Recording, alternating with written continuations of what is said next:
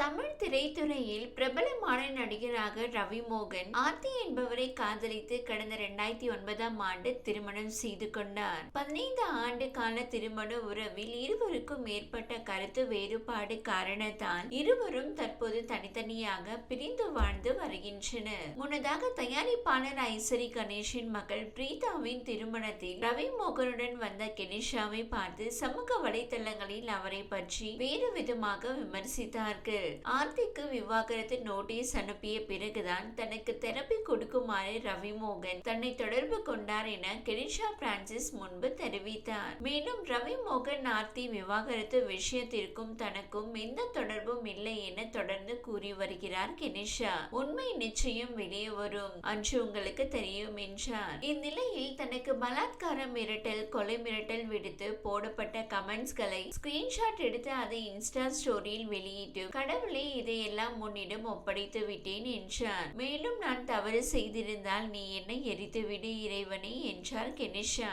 இருப்பினும் கெனிஷாவை சமூக வலைதளங்களில் விளாசுவது நிற்கவில்லை.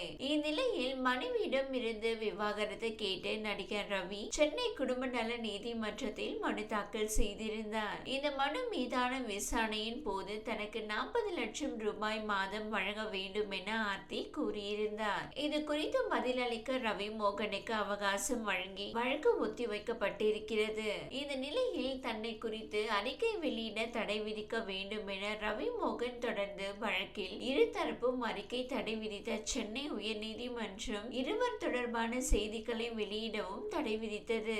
இந்த நிலையில் தான் தனக்கு மிரட்டல் வருவதாகவும் தனது நற்பெயருக்கு களங்கம் ஏற்பட்டுள்ளதாக பாடகி கெனிஷா நோட்டீஸ் அனுப்பியிருக்கிறார். அனைத்து வசவாளர்களுக்கும் கெனிஷாவின் வழக்கறிஞர் குழுவில் இருந்து கேப்ஷனோடு வெளியாகி இருக்கும் நோட்டீஸில் பாடகி கெனிஷா ஆன்லைனில் தொடர்ச்சியாக கொலை மிரட்டல், பாலியல் வன்கொடுமை மிரட்டல், ஆபாச குறுஞ்செய்திகள் உள்ளிட்ட தாக்குதல்களால் குறிவைக்கப்படுவதால் அவர் மன ரீதியான அதிர்ச்சிக்கு உள்ளாகியிருக்கிறார். மேலும் இதனால் அவரது நற்பெயருக்கும் களங்கம் ஏற்பட்டுள்ளது. கெனிஷாவுக்கு வந்த மிரட்டல்கள் தொடர்பான ஸ்கிரீன்ஷாட்கள் உள்ளிட்ட ஆதாரங்கள் சட்டத்தின் முன் சமர்ப்பிக்கப்படும். அடுத்த 48 மணி நேரத்திற்குள் கெனிஷா குறித்த அவதூறுகள், வீடியோக்கள், போட்டோக்கள், ஆபாச பின்னூட்டங்கள் உள்ளிட்டவற்றை நீக்கவில்லை என்றால் சட்டப்படி நடவடிக்கை எடுக்கப்படும் என கூறப்பட்டுள்ளது.